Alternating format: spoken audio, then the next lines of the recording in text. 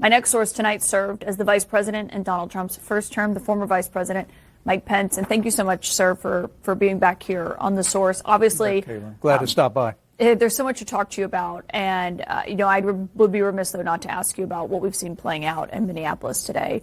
And each time, each presidency deals with situations like this. But when you see what has happened today and those multiple angles of the videos, and then we see the president respond pretty quickly after, blaming the woman who was driving the car and saying that the ICE officer was acting, he said it seems to have shot her in self-defense. Is that what you see when you watch that? Or do you believe it would be wiser to let the investigation play out? Well, I think first, Kaitlin, it's important to remember we're talking about a human tragedy. I have 3 kids in their 30s. I can't imagine what that woman's family is going through, and our hearts and our prayers go out to the family and their loss. But this is a moment, too, where I think we need to be careful to rush to judgment in any way. I mean, we're seeing different angles here, but anytime there's a police-involved shooting, there needs to be a detailed investigation. I'm confident there will be, and there'll be answers here, but making decisions, particularly about the efforts of the officer.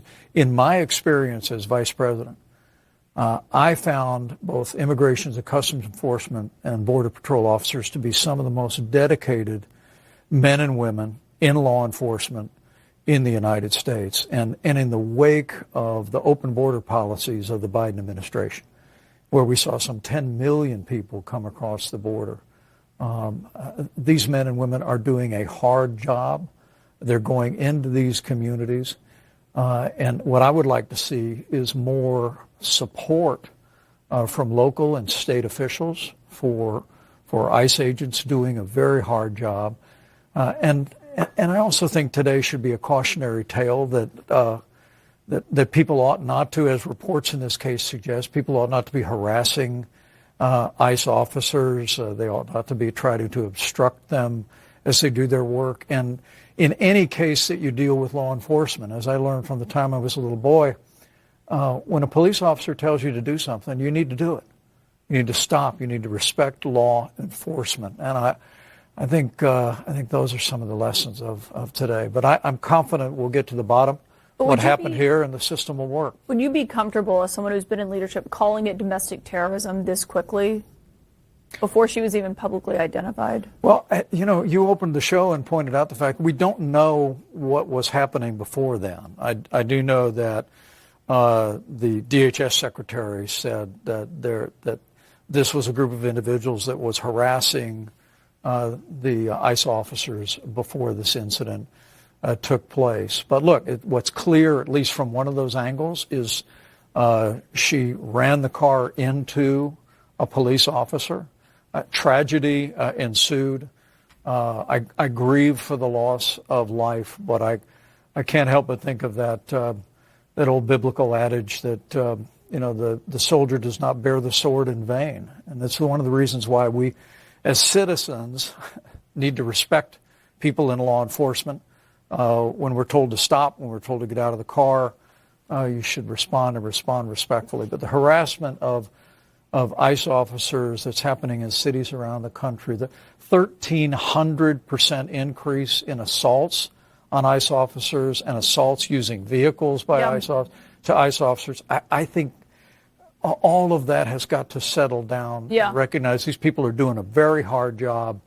And they're doing it to make our streets safe. I did think it was notable, John Miller said, that the training is to not step in front of a car in a situation like that. But obviously, we'll see how this plays out. But another major headline that the White House has been facing today before this happened in Minneapolis was Venezuela. And when you were the vice president, you were a major, central figure in efforts to oust Nicolas Maduro. You recognized Juan Guaido as the rightful leader. I know you support having Maduro out of power. Does it make sense to you why they're keeping his vice president, Delcy Rodriguez, someone in his regime who was on the same illegitimate ballot that he was, in power in this moment? Well, thanks for acknowledging our work. During the Trump-Pence years, I was privileged to travel to South America on a number of occasions. Our country was the first nation on earth to recognize Juan Guaido as the legitimate president Venezuela.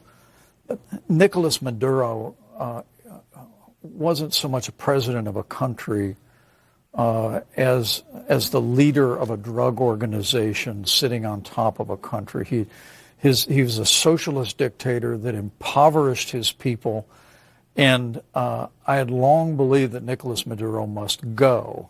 And so I commend President Trump for taking action as commander-in-chief to unleash our armed forces. They did an exceptional work going in, Rodriguez pulling him out. But that's number one. I think you got to commend the action itself. What comes after that, and what we transition to there, I think is going to be just as important. But all of it will take time. I recognize the fact that there's now been an agreement for 50 million barrels of oil, that will go into a stabilization fund, that we essentially have an embargo around Venezuela now that will give the United States leverage to begin to move them forward. I don't think Vice President Rodriguez has a record that would commend her as a good choice for a long-term leader there. Ultimately, I think the goal in Venezuela, Kaitlin, should be a future where the people of Venezuela have their liberties restored, have a free market restored, and through free and fair elections, we see a Venezuela governed by Venezuelans. But you're talking about democracy, which is what you pushed for when you were the vice president. We have not heard the president talk about democracy that much. We've heard him talk a lot more about oil this time around. Well, I've seen what the president's written and said about it. I was encouraged to see what the Secretary of State said today about it, that the oil revenues would be used for a stabilization fund to support a move toward and a transition toward a more stable and peaceful, and I hope and pray ultimately democratic Venezuela. Venezuela was a failed state. 8 million Venezuelans fled that country all across South America, Central America, and many into the United States. And a failed state radiates out that failure. And so I think it's absolutely essential that now that we have removed really a socialist dictator who had tyrannized and terrorized his people, now we need to do our part to make sure that the transition over time leads to a Venezuela governed by Venezuelans. Mr. Vice President, I have more questions for you about the foreign policy decisions that are being made. If you'll stick with us, we're going to take a quick break. And I'm back with the former Vice President, Mike Pence. And we talked about Venezuela, the other big foreign policy decision that has a lot of Republicans reacting on Capitol Hill, Greenland. Should the United States take Greenland by military force, as this administration has threatened? Or do you think that's ridiculous? Well, I just learned recently that when Secretary of State Seward did the deal to buy Alaska, it's not widely known, he was also made an effort to buy Greenland. And I must tell you, when these conversations came up during our administration, that is clearly the way forward here. There ought to be some long-term financial arrangement that would allow us to acquire that land, just like the Louisiana Purchase, just like Alaska and beyond. And but to answer your question shortly, military involvement, did you say? No. Denmark is a NATO ally, and despite some comments that have been made in the last few days, the fact is that military assault against a NATO ally would require the activation of Article 2, and every NATO ally would be called upon to either drop out of NATO or come to the defense of that country. And that's why you hear some of our very important allies in Europe pushing back on this very loudly. But I fully support the notion of finding a way forward and an arrangement with Denmark. Purchasing, not invading. I have to ask you, because yesterday was the 5th anniversary of January 6th. You were not far from here on that day, obviously, at the Capitol. The White House put up a website. I mean, there's no other really way to put it besides it denied reality. And because you did not, because you certified the election, as you were legally bound today to do, it said that Mike Pence refuses to act. It called it a betrayal of the president and said that it was an act of cowardice and sabotage. Would you care to respond to the White House? Well, not particularly. The first time he called me that was 5 years ago yesterday. And I didn't have time for it then, and I don't have time for it now. But what I will address is I think it's very offensive that the White House used taxpayer dollars and a taxpayer website to blame Capitol Hill police for what happened on January 6th.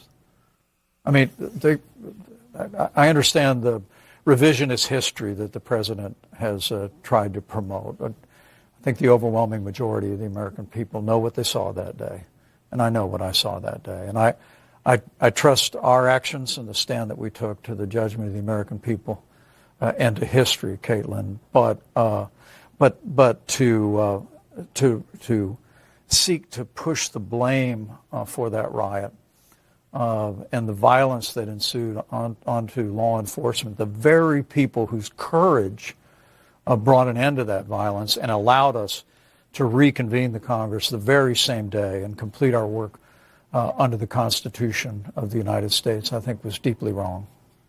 You're in town. That caused a big split in the GOP, as you know. There's also a split in a different faction of the conservative movement that's playing out right now here in Washington. A lot of people may not know, but at the Heritage Foundation, there's been more than a dozen staffers, some of them incredibly influential there, that have left over this split, basically, when it comes to condemning or allowing anti-Semitism in your party.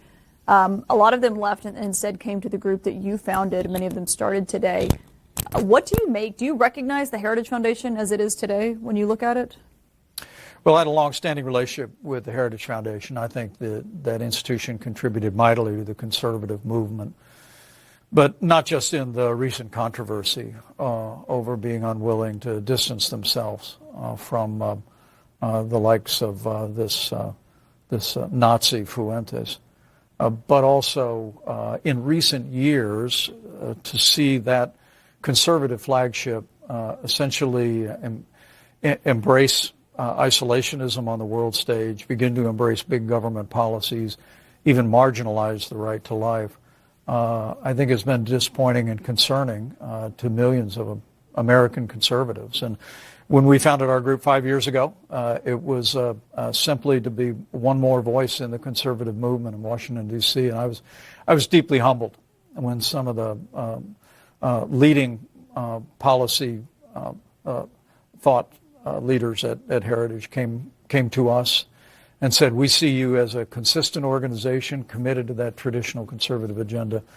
And I was just at the office today here in Washington and proud to welcome these principled conservative men and women to the camp. But I would tell you that's the debate within the Republican Party today, whether we're going to stay true to that broad-based conservative agenda of a strong defense, American leadership on the world stage, limited government, fiscal responsibility, the right to life, or whether we're going to follow the siren song of populism. And I think that's an important debate going forward. President Trump has gotten a lot, in my view, in this first year of his new administration right. He's got at the border, extending tax cuts, striking Iran, striking Venezuela.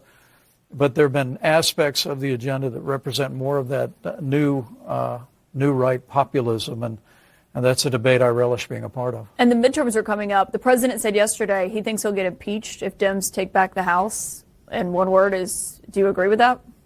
Well, I think it's very likely. I mean, they impeached the president for a phone call when we were in office, and I expect in this highly divided partisan town.